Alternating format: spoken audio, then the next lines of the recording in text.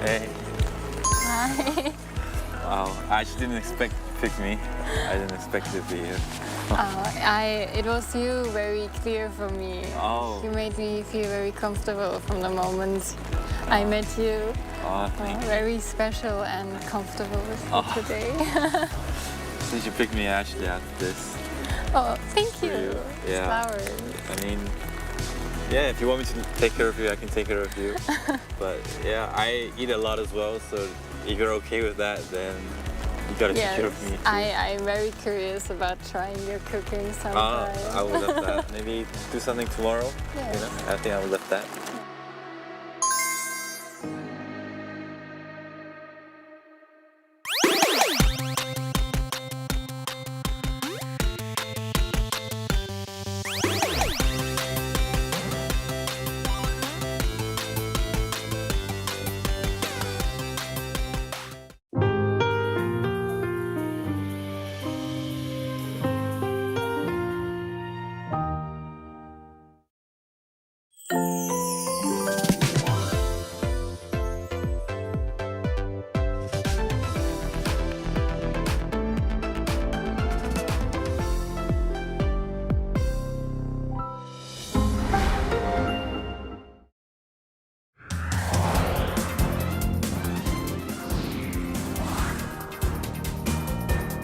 From breaking news in South Korea to stories from around the world, we're here to bring you the news that matters. Truth, clarity, and impartiality. And that's what we uphold in a fast-changing world. We go beyond the headlines, offering depth, context, and perspective. This isn't just news, it's our commitment. News you trust. Arirang News.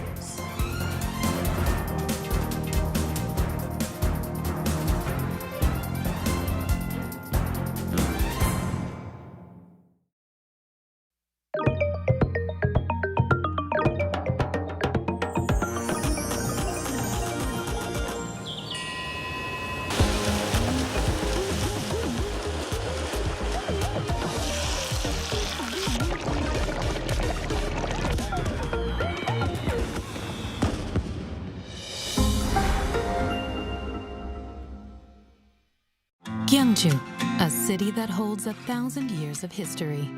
The cherished values preserved over time have shaped who we are today.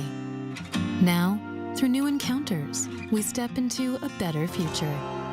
Sustainability, innovation. With the spirit of connection, a new millennium story begins. As APEC and Gyeongju come together. APEC meets Gyeongju.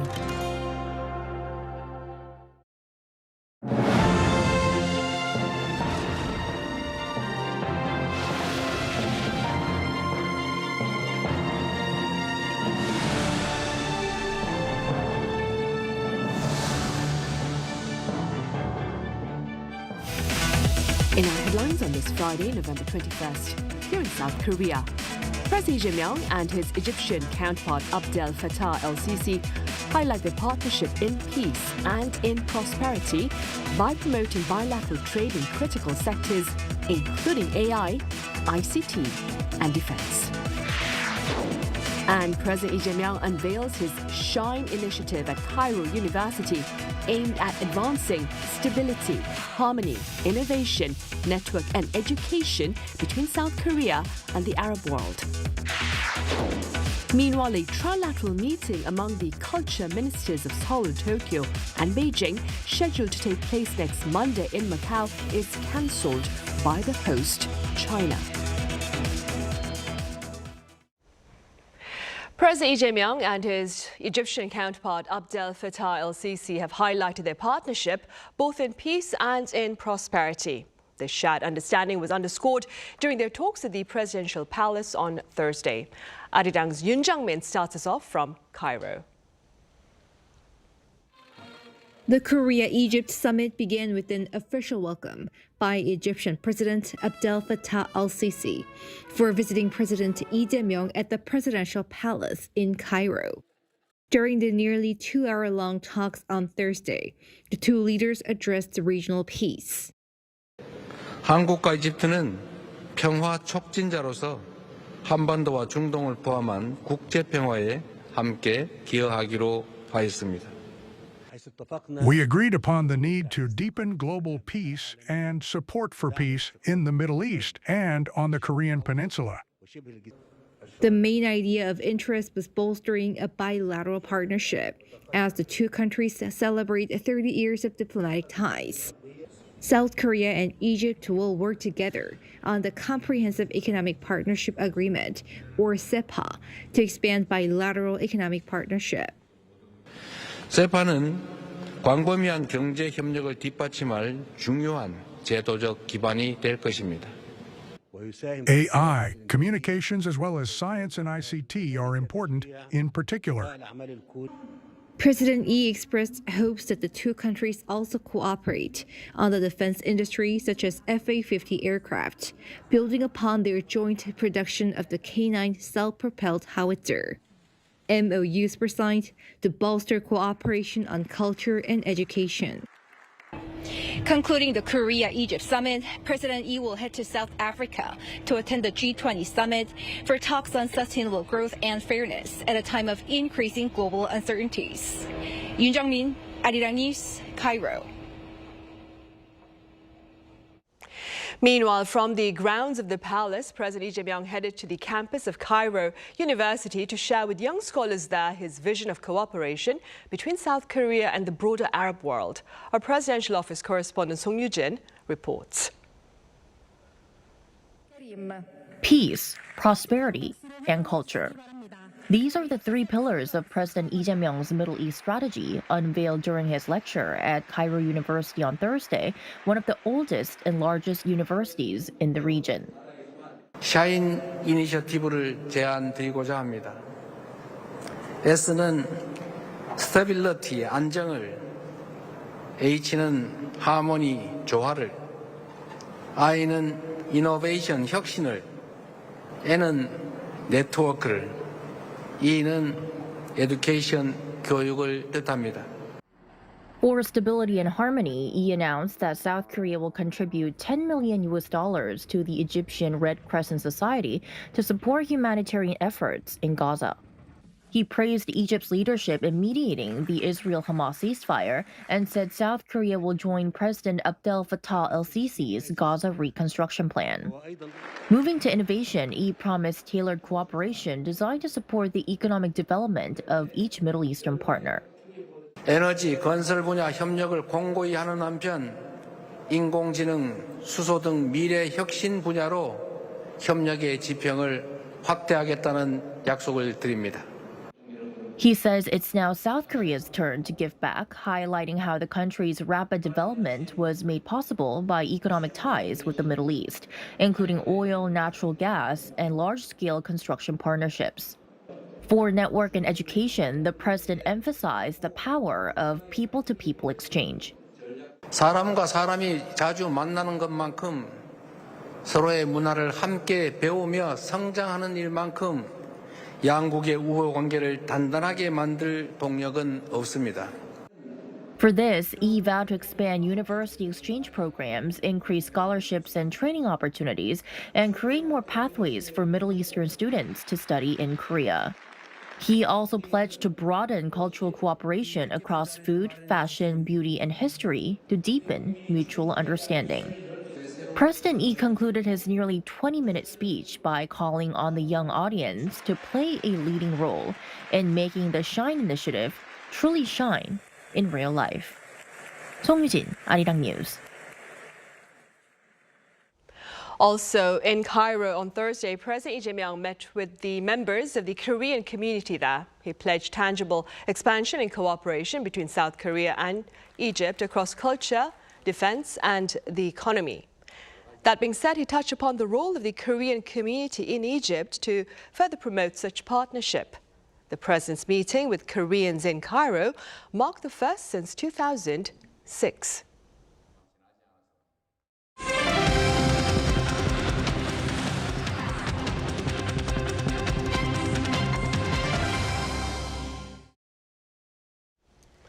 A trilateral meeting among the culture ministers of Seoul, Tokyo and Beijing that was scheduled to take place next Monday has been cancelled by the host, China. Our foreign affairs correspondent Oh Soo-young explains. South Korea confirmed that this month's trilateral culture ministers meeting with Japan and China have been postponed. This comes as Beijing intensifies pressure on Tokyo over Prime Minister Sanae Takaichi's remarks, suggesting that a Taiwan contingency could allow Japan to exercise collective self-defense. South Korea's Culture Ministry said Thursday it was notified by China earlier in the week that the trilateral ministers meeting scheduled for next Monday in Macau would be postponed. The annual high-level dialogue has been held since 2007 to support cultural exchange among the three countries. Beijing did not provide an official reason for cancelling the meeting, but the Chinese Foreign Ministry on Thursday expressed strong discontent linked to Takaichi's comments, saying her remarks grossly interfere in China's internal affairs, trample on international law and basic norms, and challenge the post-World War II international order. It further issued a travel advisory urging its citizens to avoid Japan, saw airlines refund Japan flights, and suspended imports of Japanese seafood after resuming them only this month. So far, Japan shows no signs of escalating the matter, sending a senior diplomat to Beijing and stating Tokyo remains open to dialogue and engagement. However, experts believe China will continue to pile on the pressure, discomfited by the Japanese leader's nationalistic roots and domestic support for her foreign policy.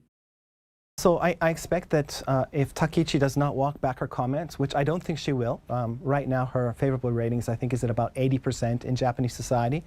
So I don't think we're at the peak point. Actually, I think we're just starting. China's just starting in terms of the pressure that it's going to put on Japan. With government-to-government exchanges showing strain, observers say continued tensions could delay Japan's push to host the next Trilateral Leaders Summit due next month. Beijing on Thursday has already decided to drop the meeting between Takaichi and their Premier Lee Chang in South Africa this weekend during the G20. Oh Soo-young, Arirang News. Meanwhile, North Korea's Kim Jong-un has been engaging in public appearances to mark the completion of key economic projects. Our correspondent Kim Bo-kyung has details. North Korean leader Kim Jong-un attended a ceremony on Thursday to launch the Hwaeyang Army People's Power Station in Gangwon Province. The sixth hydropower plant to be built in the region, the inauguration ceremony came amid a chronic electricity shortage. According to the Korean Central News Agency, Kim said this was a valuable achievement for the province in solving the power supply issues, despite a relatively small population and a weak industrial base compared to other provinces. Marking the last of 6 hydropower plants in Gangwon Province following the Icheon, Muncheon, Sepo, Pyeonggang, and Goseong County People's Power Stations. The newly built one is a small hydropower station that generates electricity using a small volume of water flow and a drop in elevation. The reason why the North puts emphasis on small-scale hydropower in provincial areas is because the farther the region is from Pyongyang, the worse the power shortages are. The Hwaeyang Power Station first appeared in Dodong-sinmun in June 2016, suggesting that the construction has taken at least 9 years. Kim's appearance in a leather jacket follows his visit to a ceremony to launch the first modern hospital, the Gangdong Country Hospital, on Wednesday. Regarding Kim making consecutive visits to economic sites, South Korea's Unification Ministry said it seems to showcase economic accomplishments ahead of the upcoming 9th Congress. It is likely seen as an effort to consolidate the achievements of the 5-year National Economic Development Plan ahead of the year-end party plenary session and the 9th Party Congress. At the 8th Party Congress in 2021, North Korea adopted a 5-year economic development plan and is expected to present another one soon, outlining its major policy stands. Kim Bo-kyung, Arirang News. In other news, South Korea held its own memorial service to honor Korean victims of forced labor at the Sado Mines on this Friday. The service took place at a hotel on Sado Island in Japan's Niigata Prefecture, with 11 members from 7 Korean victims' families and South Korean Ambassador Lee Hyuk in attendance. Back in 2024, when the Sado Mines were recognized as a UNESCO World Heritage Site, Japan had pledged to hold memorial services in honor of the victims. However, Japan's failure to openly acknowledge the brutal nature of the forced labor at the mines has prompted South Korea to host its own memorial for the second straight year. And back here in South Korea, producer prices rose for the second month in a row in October, driven by a strong dollar and surging semiconductor prices. According to the Bank of Korea on this Friday, the producer price index climbed 0.2% on month to 120.82. While the overall pace of growth slowed compared to September, prices for industrial goods gained 0.5%. This was largely fueled by the tech sector, with DRAM prices jumping over 28% and flash memory spiking more than 41%. In contrast, prices for agricultural and marine products fell by over 4%. Samsung Electronics has returned to its dual leadership system to strengthen stability. Our business correspondent Moon Ji-young has more. Samsung Electronics has seemingly strengthened its corporate stability while preparing for its next phase of innovation. On Friday, the tech giant carried out a major top management reshuffle, restoring a dual CEO structure and elevating key technology leaders. The company promoted President Roh Tae-moon, who had been serving as acting head of the Device Experience or DX division, to be the official DX chief and a co-CEO of Samsung Electronics. Roh, who also leads the company's mobile business, will now share the helm with Vice Chairman Chun Young-hyun, the head of the Device Solutions division that oversees Samsung semiconductor operations.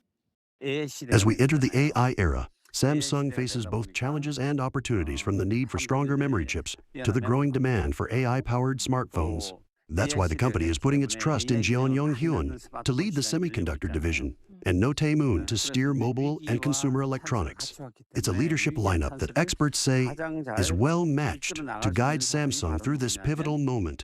In a move to reinforce long-term research capabilities, Samsung also appointed Harvard professor Park Hong-gun to head the Samsung Advanced Institute of Technology. A leading figure in nanotechnology and quantum research, Park is expected to spearhead work on next-generation semiconductors, including quantum computing and neuromorphic chips. With its leadership now realigned and semiconductor performance improving, Samsung is focusing on stability rather than sweeping changes as it prepares for broader group-wide executive appointments in the coming weeks. Samsung has recently shown signs of recovery, driven by improving memory chip prices and rising demand for AI servers. Its earnings rebound has also lifted investor sentiment, with Samsung Electronics shares climbing in recent weeks to their highest levels of the year, a signal that markets are responding positively to the company's momentum for a turnaround. Moon Ji-young, Arirang News. Also, on the local front, a forest fire in Inje County, Gangwon-do Province that began late Thursday afternoon has been tamed as of this Friday morning, with no reports of casualties. But as our Kim Do-yeon says, authorities remain on alert. Authorities have worked through the night to contain the wildfire that erupted near a military unit in Injegun County, Gangwon-do Province at around 5:20 p.m. on Thursday. By 11 a.m. Friday, it had been completely extinguished. The Korea Forest Service stated that ground operations faced significant difficulties overnight. The fire, which reportedly started in a container used as a temporary shelter before spreading to the adjacent mountain, moved into rugged terrain where access is difficult. While no casualties have been reported and the resident of the container was out at the time, 12 residents from 8 nearby households were evacuated to local senior centers as a precaution.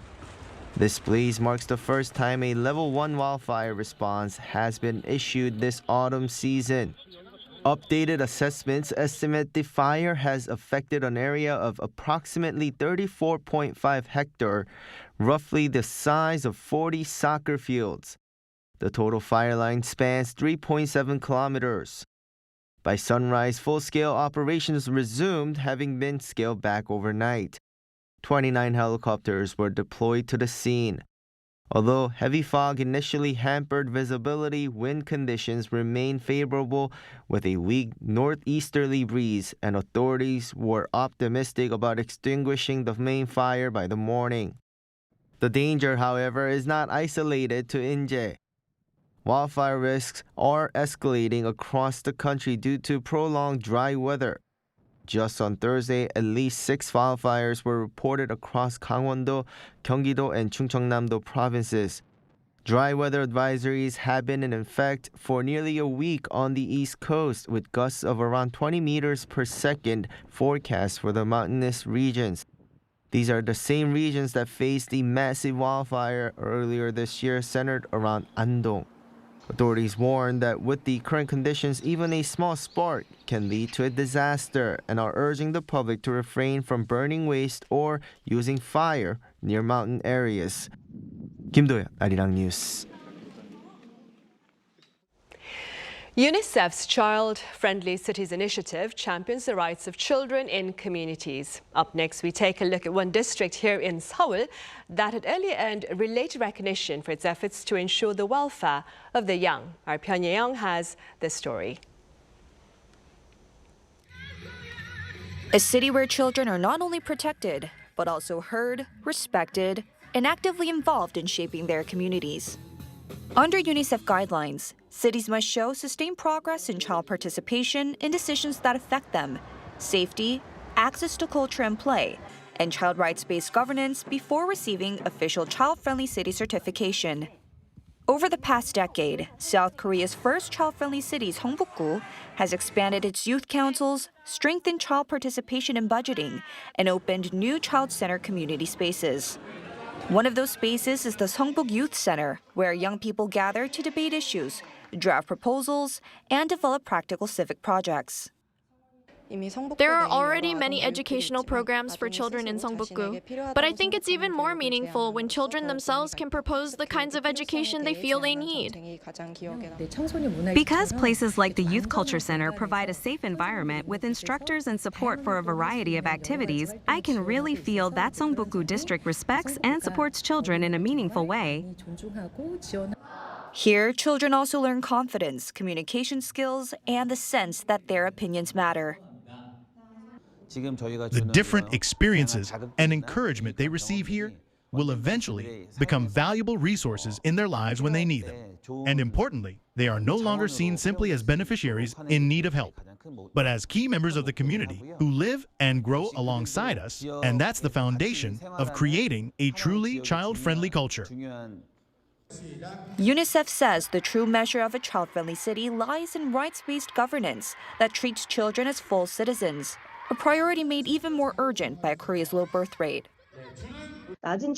Given the era of extremely low birth rates, creating child-friendly cities carries significance not only for advancing children's rights, but also as a key strategy for ensuring the long-term sustainability of our society and our country. With more municipalities joining the initiative, South Korea aims to raise children on a foundation of respect and build communities where their voices are genuinely heard. Pyongyang, Arirang News.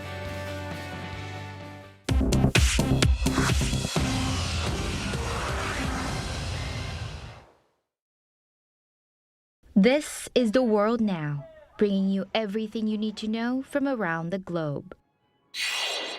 In the United States, the White House has firmly rejected claims from South Africa that Washington was reversing its boycott of the upcoming G20 summit in Johannesburg. White House Press Secretary Caroline Leavitt said Thursday that the South African President Cyril Ramaphosa was, quote, running his mouth insisting the U.S. position had not changed. Washington says it will not participate in any G20 talks and is only sending a U.S. Embassy representative to attend the formal handover ceremony as the United States takes over the rotating presidency for next year's summit. Ramaphosa said South Africa will still push ahead with issuing a joint G20 declaration despite U.S. pressure not to adopt one. He said the summit is moving forward and that South Africa will not be bullied with other leaders supporting his agenda. The leaders of China, Russia, and Argentina will not attend, but are sending delegations. In the United States on Wednesday, the Trump administration launched one of its most aggressive immigration operations yet. Over 250 arrests were made in the city of Charlotte, North Carolina. The Department of Homeland Security says those detained include gang members and people convicted of crimes ranging from assault on law enforcement to theft. Local officials have condemned the operation, alleging racial profiling, and have warned residents of aggressive federal tactics. Department of Homeland Security has not said how long the raids will continue, while similar crackdowns in cities like Chicago are ongoing. In Brazil on Thursday, a fire abruptly halted the COP30 climate conference in Belém, forcing a full evacuation of the summit's restricted blue zone. Officials say the blaze was contained within 6 minutes, but 13 people were treated for smoke inhalation. The cause of the fire remains under investigation, though authorities are looking at a possible generator failure or short circuit.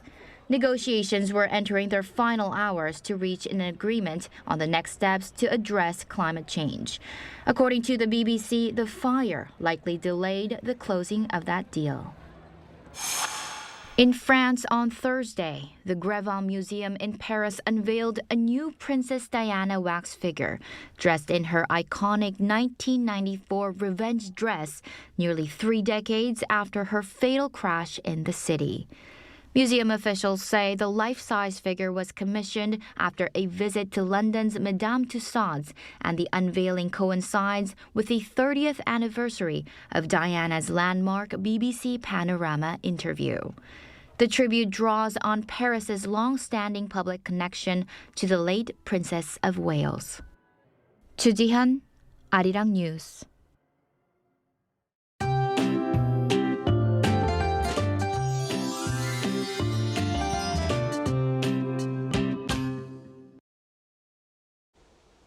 This morning, some inland and mountainous areas had sub-zero temperatures. It started at only 1 degree in Seoul, but rose sharply to 12 degrees Celsius, exceeding the average level by about 3 degrees. As the daily temperature difference between day and night widens by more than 10 degrees across the country, it is easy to catch a cold, so please take good care of your health. In the meantime, the atmosphere continues to dry up in the eastern parts of the country. On top of that, strong winds of around 50 meters per second will blow along the east coast. It is important to take extra precautions not to cause any wildfires. Seoul will start off at 3 degrees tomorrow morning, with 4 degrees in Gwangju, Daegu, and Gyeongju. Daily highs will rise up to 14 to 17 degrees all over the country. This weekend, it will not be colder than usual, but with daytime high of 14 to 15 degrees in Seoul. That's all for Korea. Here are the weather conditions around the world.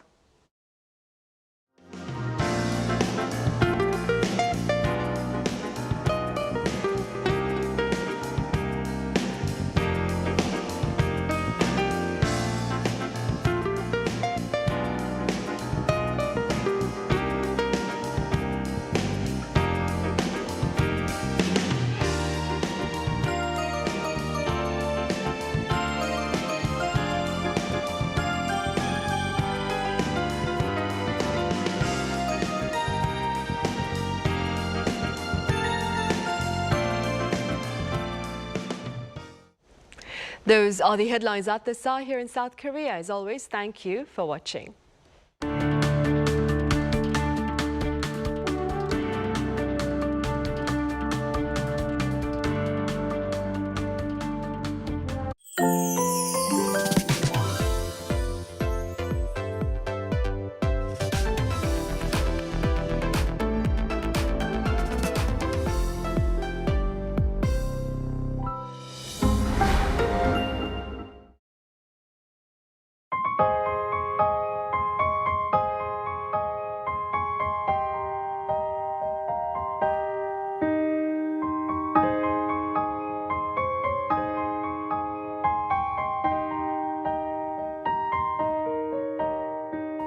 철이라는 게 정말 중요한 자원이에요. 광물에서 얻어서 힘들게 만들어진 철이라는 자원인데 그게 정말 너무 쉽게 쓰고 버려지죠. 쓰는지도 모르고.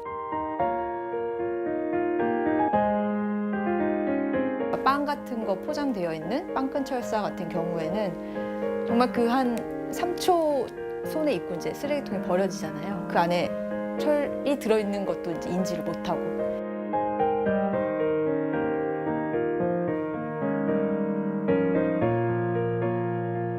저 스스로도 작업하기 전에는 저도 그냥 풀러서 쓰레기통에 버리고 했는데 작업을 하고 나니까 그런 철사들이 정말 많이 모인다는 거를 알게 됐어요.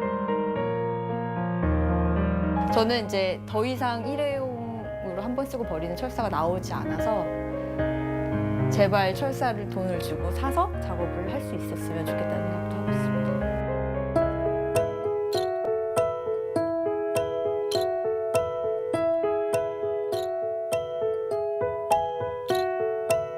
숲과 산과 강이 정말 나를 보호하고 있구나라는 생각을 이 글귀를 읽으면서 생각을 해서 이걸 제가 제일 좋아하는 문장입니다.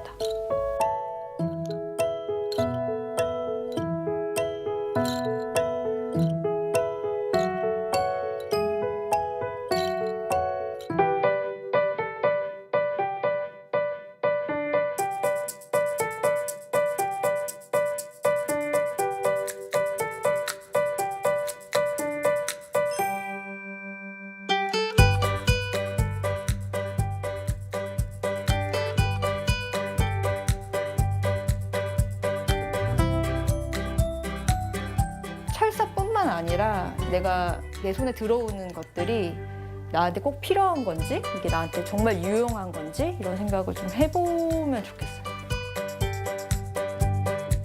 나는 버려지는 철사에 새 삶을 주는 그리너다.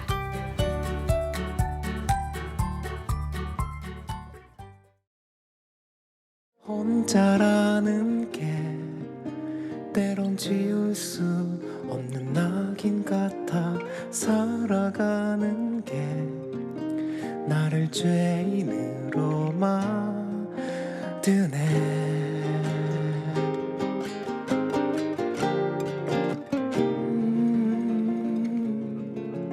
나의 땅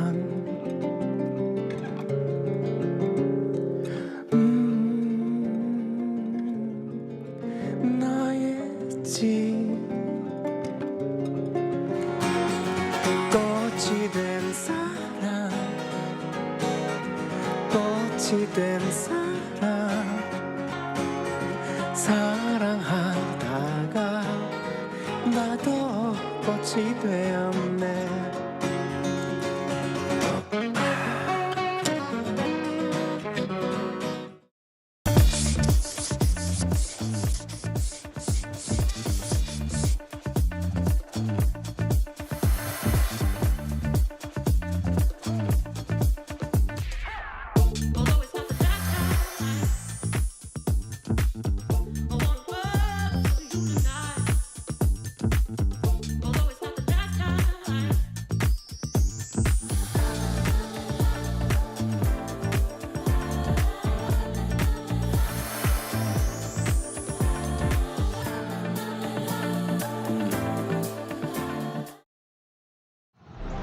Where's my PDF report? Convert, merge, edit. When am I supposed to finish all this? Wait! Editor-On does all that?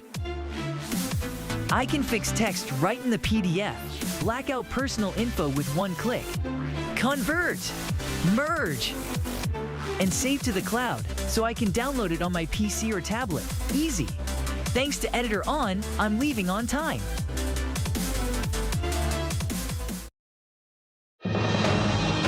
South Africa is scheduled to host this year's Group of 20 summit this coming weekend, and while President Lee Jae-myung is poised to attend the multilateral meeting, his counterparts from the US and China, to name a few, will be absent. With more on Press Perspective today.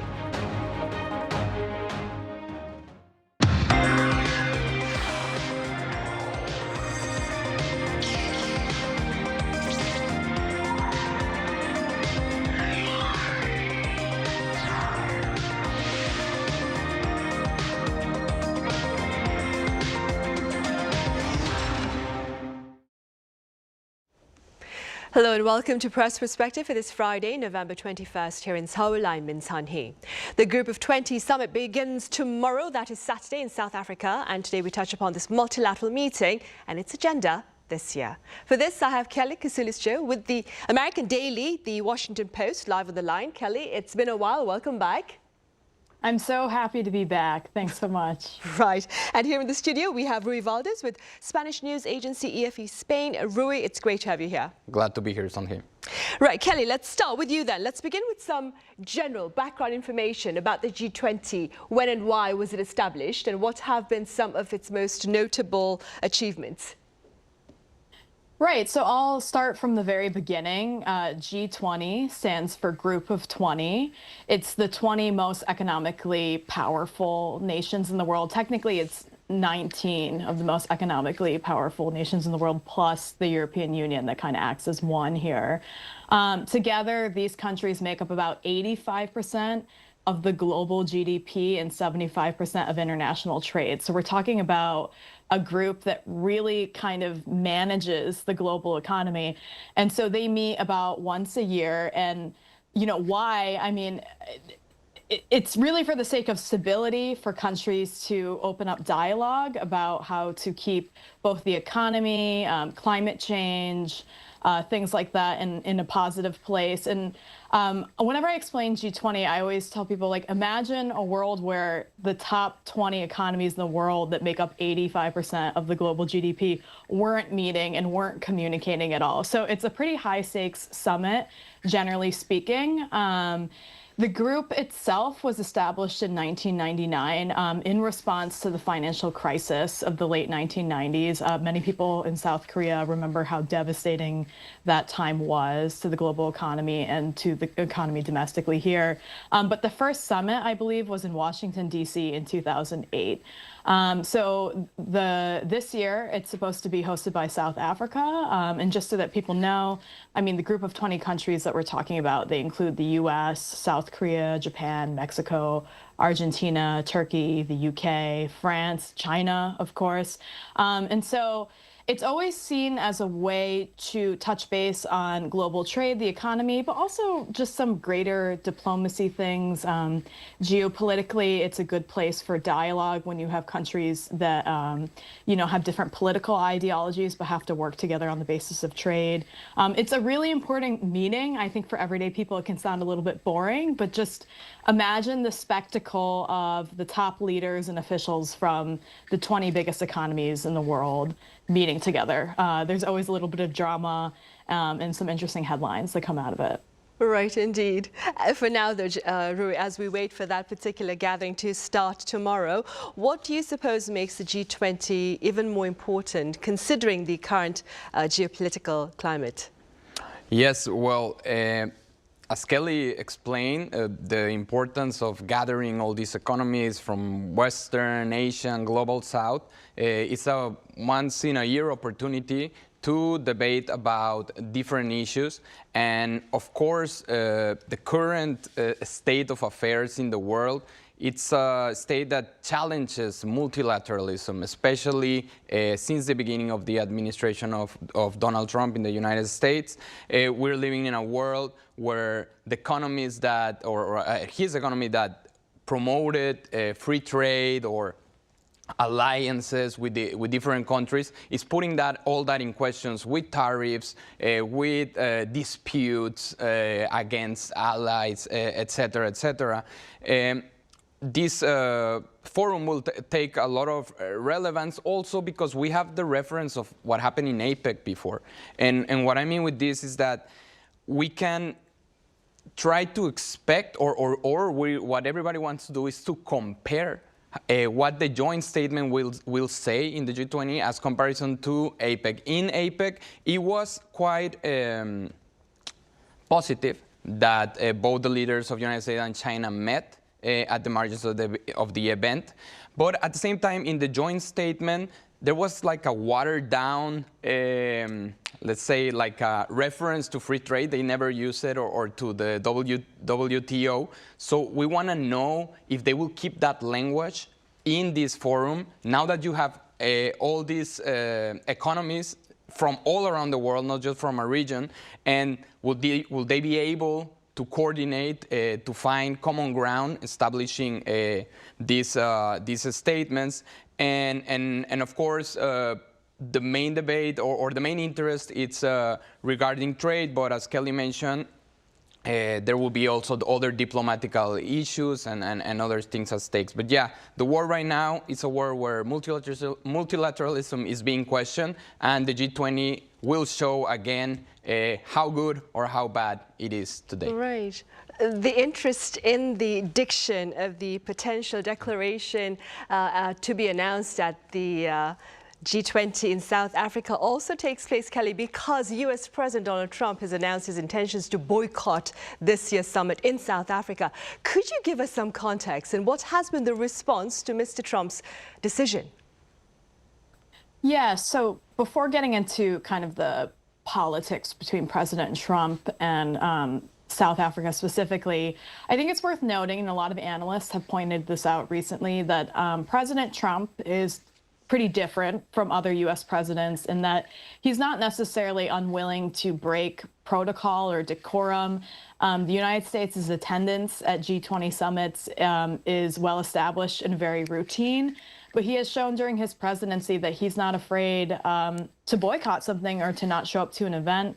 While he may like the spectacle of a big meeting with world leaders, he also is willing to, leave other countries in a state of dismay by his lack of attendance. And so that is to say that, there's some meaning for why he may have rejected going to this G20 summit in particular, but it's not necessarily out of the character that he has shown for some other major meetings and world events.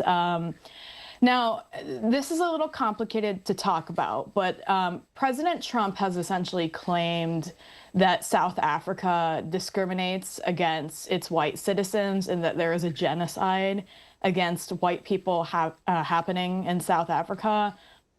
This really isn't founded by any major reputable organization, and the president of South Africa actually essentially refuted this when President Trump said it by saying, I'd like to know where that is because I've never seen something like that, in that kind of roundabout way, saying that he doesn't know what President Trump is talking about in terms of these claims of genocide. President Trump has appeared to use this narrative that he has forwarded to build up some strength with his own political base, particularly Caucasians, white people in the United States. He's also prioritized refugee admissions for white people from South Africa. So this is one of those kind of difficult situations where the president of the United States is forwarding something that's, not really founded and using it as a political basis to not show up to this global event. Now, with that said, I think it's worth noting that Russia and China have both indicated that, they might not be sending their top leaders as well, but only delegates. And so maybe that factors into this a little bit as well. Kelly, in the meantime, quite a number of pundits, even here in South Korea, are saying that Mr. Trump's absence from the G20 this coming weekend may actually provide others with the opportunity to fill the leadership vacuum. What are your thoughts on that? Yes. When President Trump first mentioned that he's boycotting the G20 summit this time around, there were a lot of analysis pieces that came out essentially saying that this is an opportunity for China to once again step up and take advantage of kind of the uneven footing that other countries are starting to feel with the United States under the Trump administration. So in other words, it's no secret that President Trump's kind of unconventional way of dealing with diplomacy has strained some relationships with U.S. allies. I mean, South Korea is a great example of this, right? While the U.S.-South Korea alliance remains very strong, there have been times where it certainly has felt uncertain during President Trump's presidency, as well as now with his threats to say, make South Korea pay for troops, U.S. troop presence here in the peninsula, or to withdraw troops, referring to South Korea as a rich country that is not paying its fair share in the trade relationship, things like that. So just imagine that kind of dynamic happening with many other U.S. allies. So again and again, when President Trump doesn't show up or, has an unconventional approach to these kind of diplomatic events, analysts tend to see this as an opportunity for other major global superpowers to step up and have more influence in that conversation. I mean, literally, if you're not sitting at a table, how can you have any control or influence over the conversation, right? With that said, I mean, the media has been reporting so far that Xi Jinping, the president or the leader of China, will not be attending. Putin will likely not be attending. And so there's a question of what that really means if the top leaders are not there. But South Africa, at least, has kind of tried to recover from this and say that they will continue to push their agenda forward and try to come out of this with some kind of victory, even though the U.S., which is a major player in a lot of the conversations that South Africa wants to discuss, will not be present. Right. Also on the absentee list is Mexican President Claudia Sheinbaum, and she's also said that she'll be absent from the G20 summit in South Africa this weekend. What appears to be keeping her at home? Well, her absence is by design, we could say. She's honoring a promise that she made in August that she was not going to leave the country at least until December this year. This promise has been respected. Also, she didn't attend to APEC here in South Korea, which, of course, she was invited.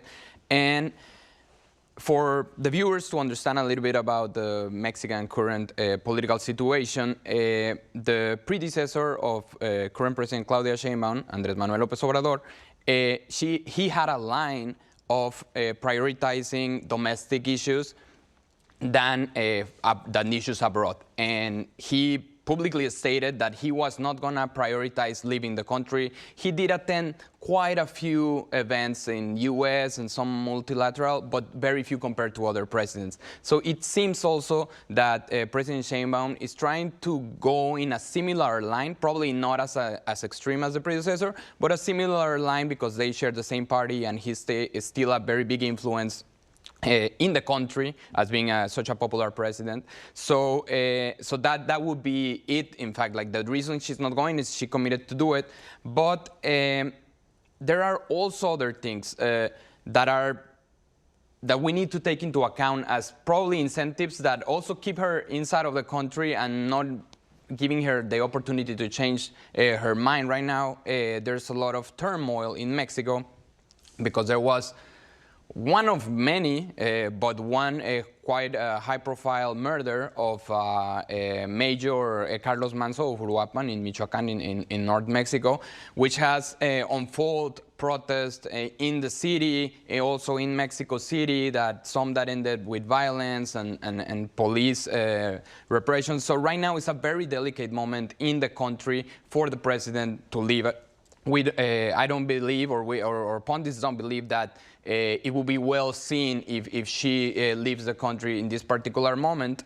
It is also interesting, one development that happened in the beginning of November that is related to South Korea. So for many months, South Korea and Mexico trade relationships were a little bit tense because Mexico announced that they would apply up to 50% tariffs in the main sectors where South Korea invests in Latin American country. And this created a lot of concern. Even we had a chance to ask President Lee Jae-myung during the APEC. We asked him if he managed to talk with Mexican representatives about this issue. He said that other officers, of course, met Mexico representative, which was the Secretary of Economy, Marcelo Ebrard, but that he did saw a relation between Trump's tariffs with this plan of Mexico of imposing tariffs. As you may know, Mexico, Canada, and the U.S. share a free trade agreement altogether. So there was many analysts that they were saying that Mexico was pushing these tariffs to South Korea. It's in fact tariffs to all the countries that Mexico do not have a free trade agreement with, which include South Korea and China. So pundits and analysts were saying that this was kind of provoked by pressure of the U.S. also, maybe as a negotiation, bargains, or something of that nature, something that Mexico has denied all over since they announced the plan. But President Jae-myung related, we also had the chance to ask to the Minister of Foreign Affairs, Mr. Choi Hyun, and he also kind of insinuated that from the perspective of South Korea, it has some relation to these policies. But the development that I wanted to talk about is that Mexico paused the application of these announced tariffs. They were going to do it at the beginning of the year, and recently they say, you know what, we're going to pause it until next year. The exact date is not really confirmed. This was some document, I think, that was leaked, but it's pretty, there's already comments from the legislators of the party. And basically, what now we're seeing is that after Trump and Xi Jinping met and the tensions, trade tensions reduced a little bit, and also the South Korea and US managed to get finally to sign agreements in trade and security. Now this happens. Mexico announces that it will pause the tariffs. So maybe there could be some relation, of course not confirmed by Mexico, but there are many signals that they could be related. Right, and of course this is something you'll be keeping an eye on for us. Yes, of course. Right. Kelly, in the meantime, do tell us a bit about the agenda of this year's G20 summit. And again, does Mr. Trump's absence from the summit this year raise prospects of a joint declaration, do you think, which is something that Rui touched upon earlier? Yeah, South Africa has indicated that the biggest items on its agenda include climate change, sustainable development goals, gender issues, but really working to make natural disasters that are worsened by climate change affect, the poorer parts of continental Africa and the global south less. And South Africa has indicated that they're still going to try to push forward these goals and a joint declaration with or without President Trump's attendance. Just to read a direct quote from their International Relations and Cooperation Minister, he said, "We're forging ahead to persuade countries that are present that we must adopt this declaration." And then he says, the institution, meaning G20, cannot be bogged down by someone who is absent. So clearly that's in reference to President Trump, right? So I think, those that are attending do want to push forward. I will say it's tough when you're having a conversation about climate change, how climate change is worsening natural disasters and the damage related to those, and pollution and things that are driving global warming. Those are all things that the United States really needs to be a part of.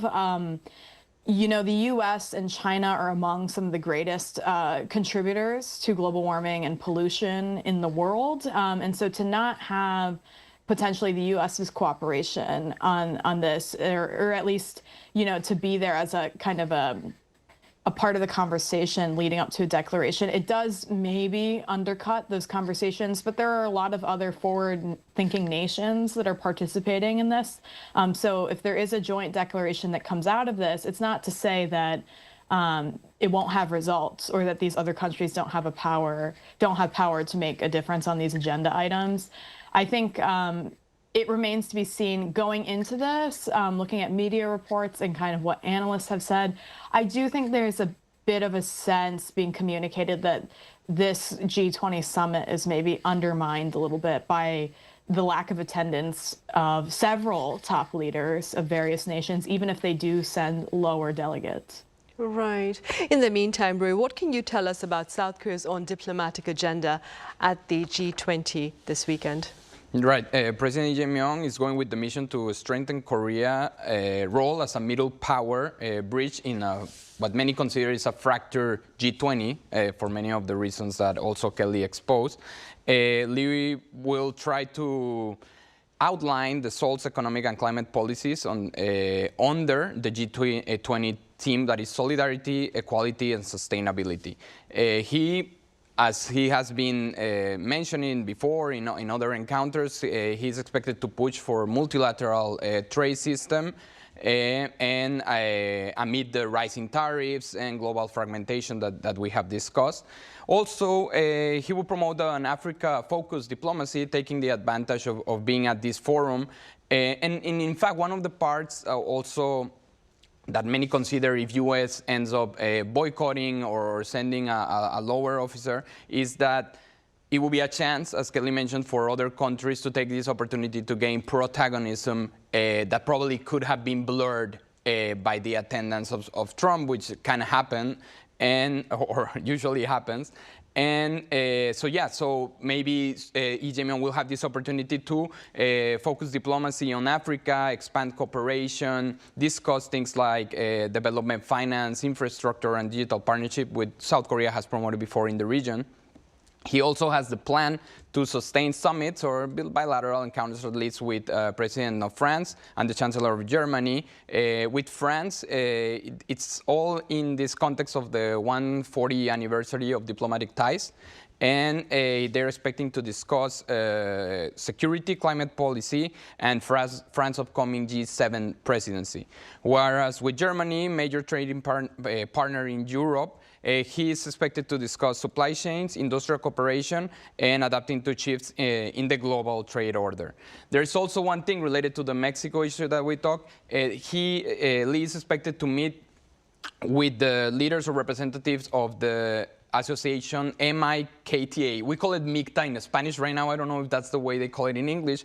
But anyways, this is an association formed by Mexico, Indonesia, Korea, Turkey, and Australia. And of course, from Mexico and South Korea perspective, many people are putting an eye on if they're going to discuss about this issue about the tariffs that they paused, because at the end, this has not been decided. This has just been postponed, and probably there will be hopefully some announcement or some new developments on how to improve this. South Korea has been in negotiations with Mexican officials since this thing was announced. So yeah, that will be more or less President Lee Jae-myung's agenda. Right, and that is something we will be covering next Monday after the G20 summit in South Africa this coming weekend. Ria, as always, thank you so much for your time and your thoughts today. Thank you very much. Kelly, thank you very much for your insights today. Thank you. Right, that ends this week's editions of Press Perspective. Have a great weekend and see you same time next Monday.